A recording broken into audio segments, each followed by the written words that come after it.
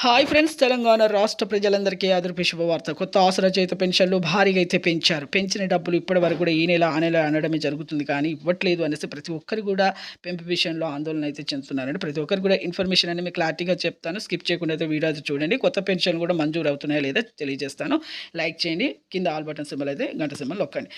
పాత వారికైనా కొత్త వారికైనా వృద్ధులకి, వితంతువులకి, ఒంటరి మహిళలకు 4,000, వికలాంగులకు 6,000, హెచ్ఐబీడీ, చేనేత, మగ్గం కార్మికులకు 4,000 అండి. డాన్సెస్ వారికి కూడా 4,000, 4,016 నుంచి 6,016 అయితే వేస్తున్నారండి. 14,000 కోట్ల రూపాయలు అయితే విడుదల చేశారు, కానీ అది అమౌంట్ అనేది సరిపోకపోవడంతో ఇప్పుడైతే మే నెలలో అయితే పెంపు చేస్తామన్నారు. అలా కొత్త పెన్షన్ కూడా మీకు పెంపు చేస్తామని కూడా, మంజూరు చేస్తామని కూడా తెలియజేయడం జరిగింది. ఇప్పుడు కొత్త పెన్షన్లు ఎవరైతే దరఖాస్తులు పెట్టుకోలేదో వెంటనే అయితే పెట్టుకోండి. జూన్ నెలలో అయితే ఖచ్చితంగా అయితే మీకు పెంచిన డబ్బులు కూడా వస్తాయి.